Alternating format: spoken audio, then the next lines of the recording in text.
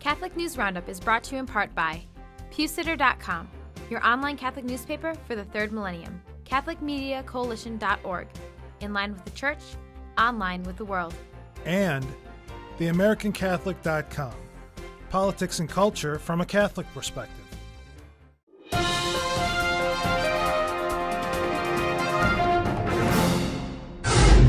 Hello and welcome to today's edition of Catholic News Roundup. I'm Matthew McAuliffe.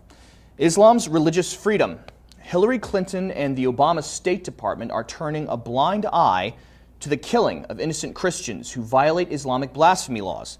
Cybernet News Service reports that when Secretary of Clinton released the government's annual report on international religious freedom, Pakistan was not on the list of countries of particular concern, or CPCs.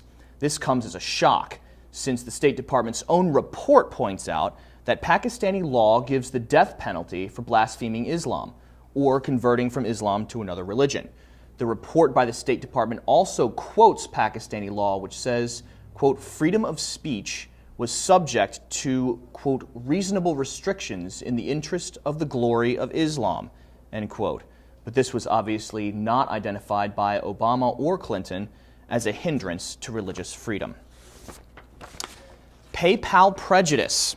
PayPal is launching an investigation against Christian nonprofits, accusing them of, quote, hate and extremism in an effort to cut off their cash flow from donors at the request of homosexual activists.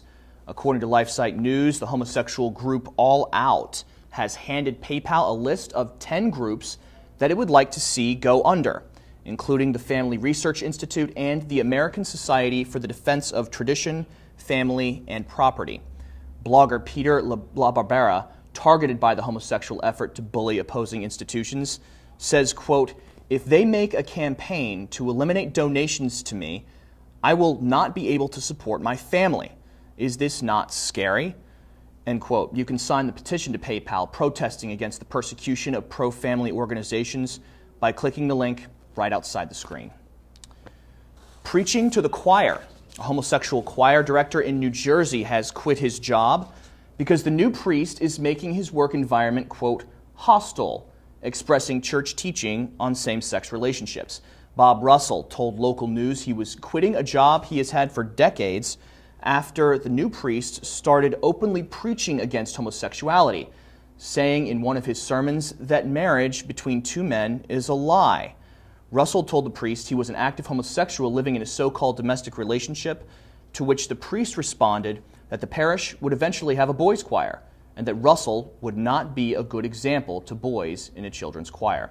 The homosexual music director is currently talking to his lawyer to see if there is a way to file suit and get his job back, or even be transferred to another parish, according to a CBS News report.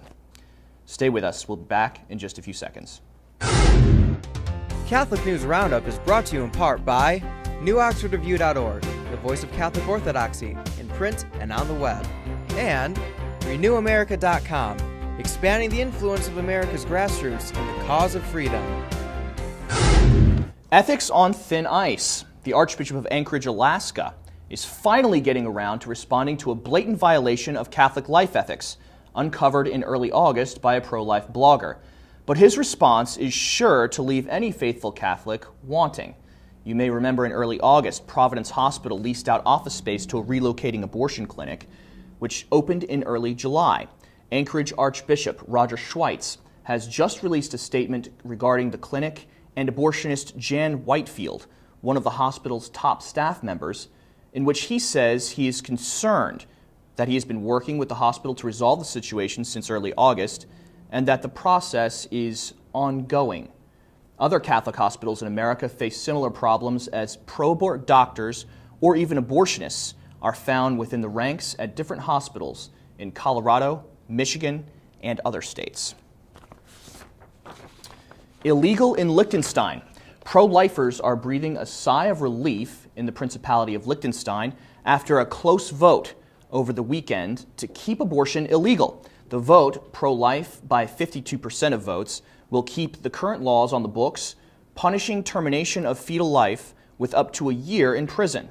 The prince of the country, Alois, signaled ahead of the vote that he would have vetoed the measure anyway because it would be misused to prevent the birth of handicapped children. This referendum marks the second controversial vote this year in the tiny Catholic country, which unfortunately voted earlier this summer to legalize same-sex unions.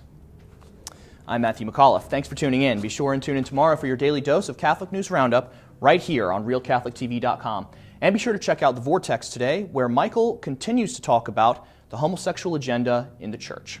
Thanks for tuning in. Be sure to tell all your friends about us. And as always, God bless you.